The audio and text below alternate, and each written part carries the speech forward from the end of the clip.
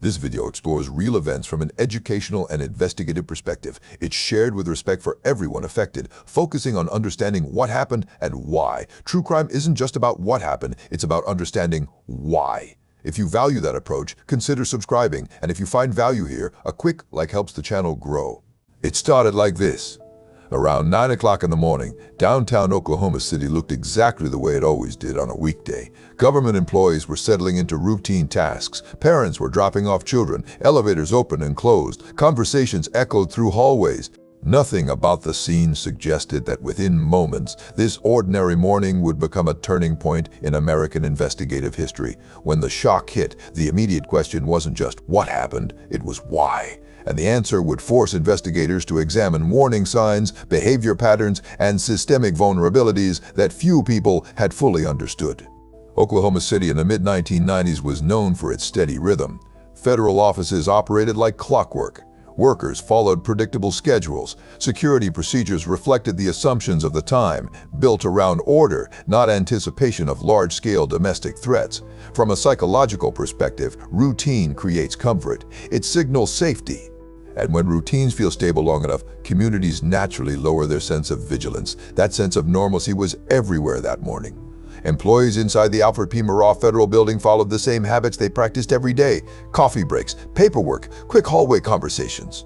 Families trusted the daycare facility housed within the building because it represented stability, a place woven into everyday life. Nobody walking through those doors believed they were stepping into a moment that would later reshape national security thinking. And that's important, because when investigators later studied the case, they didn't just examine evidence, they examined assumptions. What did people believe was possible? What warning signals existed, and why were they overlooked? From an educational standpoint, this is where the psychology begins. Extremist violence rarely appears out of nowhere. Behavioral science shows escalation patterns. Individuals who move toward ideological violence often pass through recognizable stages: grievance formation, identity reinforcement, moral justification, and preparation behaviors. These stages don't automatically result in harm, but when left unchecked, they can converge in dangerous ways. At the time, domestic extremist ideologies were spreading quietly through fringe communities. Most discussions never escalated beyond rhetoric, but law enforcement researchers later identified a pattern. When grievances combine with identity-based narratives, individuals can begin to see themselves not as aggressors, but as actors carrying out what they believe is a justified mission. Nobody in downtown Oklahoma City was thinking about those dynamics that morning, and yet the seeds of the investigation were already connected to them. This detail would become crucial later. The building itself symbolized federal presence. For most people, it was simply part of the city's infrastructure.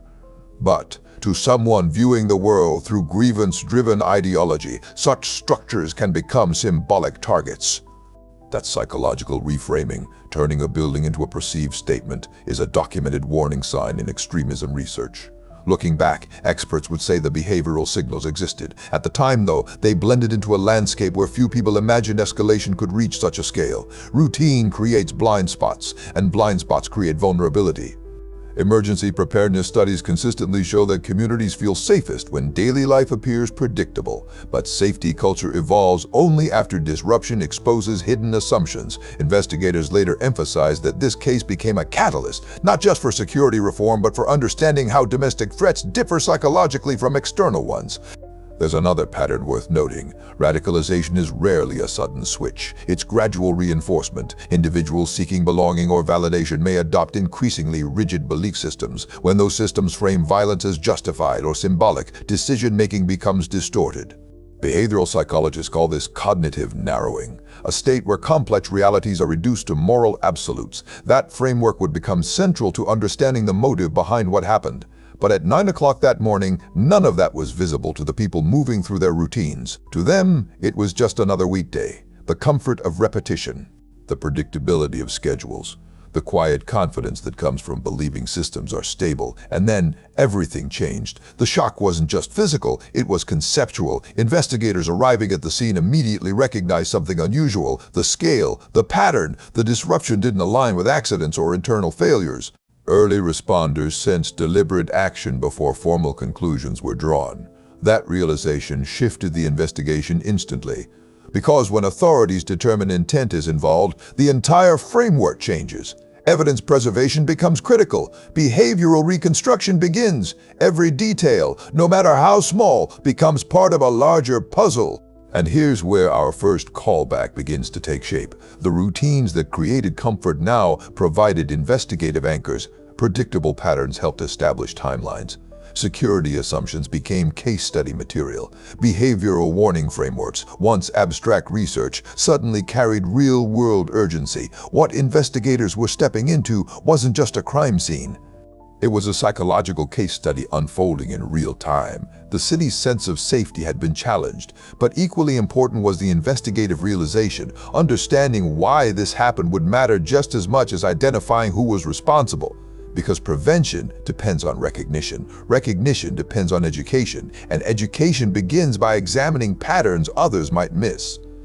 As authorities secured the area and began reconstructing the timeline, a chilling clarity emerged. This wasn't random, it wasn't accidental, it was deliberate, and that meant someone had planned it carefully. Nobody yet knew how deep that planning went. But the investigation was about to reveal a chain of evidence that would surprise even seasoned federal agents. And what they found next would turn this case into one of the most studied domestic investigations in American history. When investigators begin reconstructing an event, their first task isn't to jump to conclusions. It's to slow everything down. Every moment, every movement, every fragment of evidence must be understood in sequence. And in this case, the sequence immediately told authorities they were dealing with something deliberate. Emergency responders secured the scene within minutes. Their priority was rescue and stabilization, but investigative preservation began almost simultaneously. From an educational perspective, this dual response is critical. Major incident protocols are designed so life-saving action and evidence protection can happen together without compromising either goal. Even in those early moments, trained personnel recognized patterns inconsistent with structural failure. The force distribution, debris pattern, and impact signature suggested external origin. That observation alone narrowed investigative possibilities.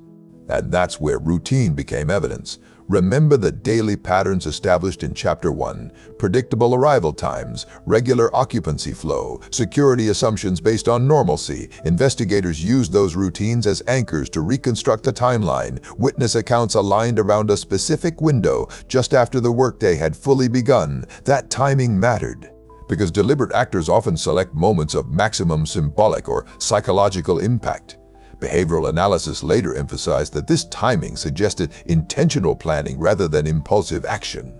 That distinction shaped the entire investigative direction. Then came the first major breakthrough. Amid debris recovery, forensic specialists located vehicle fragments. This is a standard but meticulous process. Even small metal components can hold manufacturing identifiers. Investigators cataloged every piece, serial patterns, structural markings, material composition. Each detail narrowed possibilities. This detail would become crucial. Vehicle forensics isn't dramatic, it's patient reconstruction.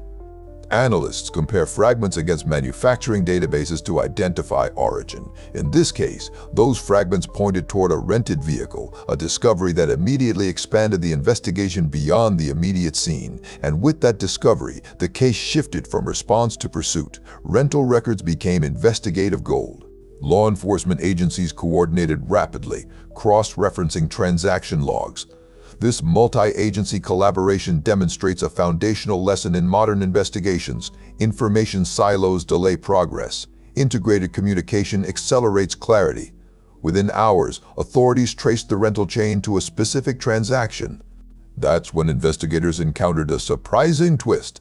The individual connected to the vehicle was already in custody from a routine traffic stop. From an educational standpoint, this moment illustrates something important. Investigations often hinge on seemingly unrelated encounters. Routine law enforcement actions can intersect with larger cases in unexpected ways. Behavioral criminology research calls this convergence, where independent events reveal hidden connections, but the evidence still had to speak clearly. Investigators verified timelines, examined physical records, and conducted behavioral assessments. Every step followed evidentiary standards designed to prevent assumption-driven errors.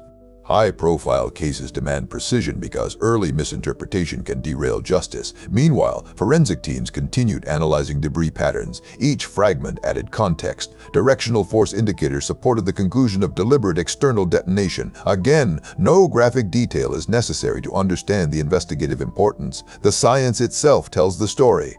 Security assumptions also returned to the spotlight. The building's design reflected threat models common to the time, focused more on internal safety than large-scale external risk. Emergency preparedness experts later used this case to emphasize adaptive threat assessment. Safety planning must evolve alongside behavioral trends, not remain static. This was one of the earliest moments investigators recognized the broader implications. The case wasn't only about identifying responsibility, it was about understanding how domestic extremist planning manifests physically and psychologically. Behavioral escalation indicators, previously academic discussions, now had real-world investigative relevance. And investigators began mapping those behaviors, preparation patterns, ideological reinforcement, logistical coordination. These elements align with known extremism escalation frameworks. When individuals move from grievance narratives to operational planning, their behaviors often become more structured and deliberate. That pattern matched emerging evidence. Authorities expanded interviews, verified associations, and followed evidentiary trails outward. Each step reinforced the conclusion that this act wasn't spontaneous, it was calculated. But calculation leaves footprints. Documentation, transactions, movement patterns, communication timelines. Investigators assembled these fragments into a coherent narrative. And the clearer that narrative became, the more it revealed motive structure, the psychological drivers behind the planning. This is where behavioral science becomes investigative power. Understanding motive isn't about justification, it's about prevention. When authorities identify how grievance transforms into action, they gain tools to recognize escalation earlier in future cases. And this investigation was becoming a masterclass in that process. The suspect's custody status provided investigators with an unusual advantage, immediate containment. But containment doesn't equal conclusion. Evidence still required meticulous validation. Every procedural step ensured findings would withstand scrutiny. Meanwhile, the broader investigative team began connecting ideological influences. Extremism research later identified this phase as critical, recognizing how belief systems interact with identity formation and perceived injustice narratives.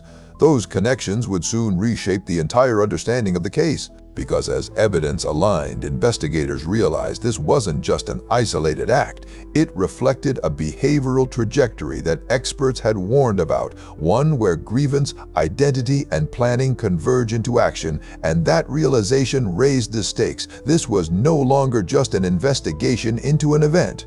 It was an examination of how warning signals evolve and what institutions must learn to prevent recurrence. By the end of this investigative phase, authorities had established a strong evidentiary chain linking planning, logistics, and intent. But one critical piece remained: understanding the psychological motive driving the escalation.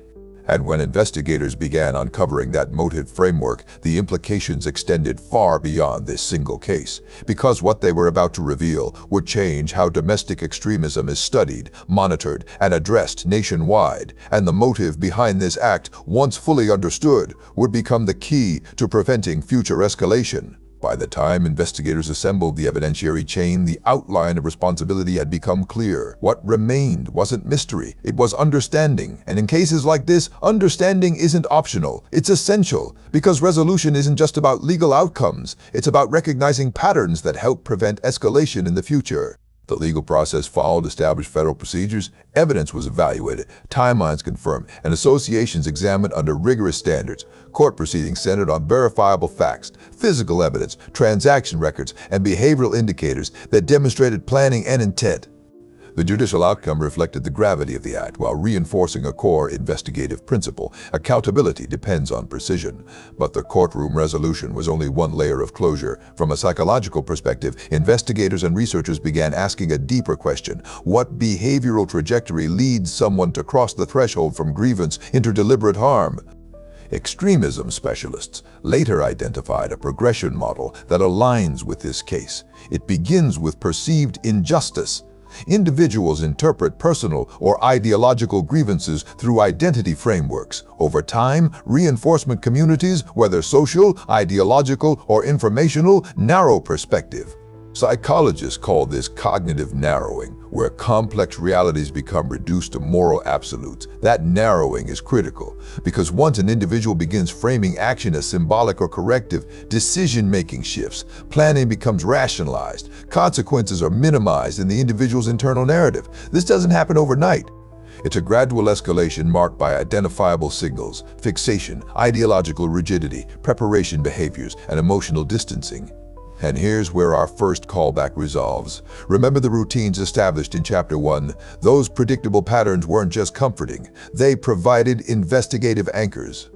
After the event, experts emphasize that understanding routine environments helps identify anomalies earlier. Prevention frameworks now teach institutions to monitor behavioral irregularities without compromising civil liberties. Routine, when studied correctly, becomes awareness. Before this case, many public facilities operated under threat models focused on internal safety. Investigators and emergency preparedness specialists later used this incident to demonstrate adaptive risk assessment. Safety planning must evolve alongside behavioral realities. Structural protections, perimeter awareness, and interagency coordination protocols were strengthened nationwide as a direct result. Security isn't static, it's a living system shaped by lessons learned. The third callback, behavioral warning signs, became perhaps the most influential legacy. Extremism research expanded dramatically after investigators mapped the escalation pathway. Educational frameworks now highlight early signals, identity isolation, grievance fixation, escalating rhetoric, and logistical preparation patterns. Importantly, these signals are not predictors of certainty. They are indicators of potential escalation. Recognizing them allows communities, institutions, and intervention programs to respond before harm occurs. That distinction matters. Prevention is about awareness, not suspicion. It's about creating environments where concerns can be addressed constructively, where intervention focuses on de-escalation, and where psychological support systems reduce isolation before identity hardening takes root.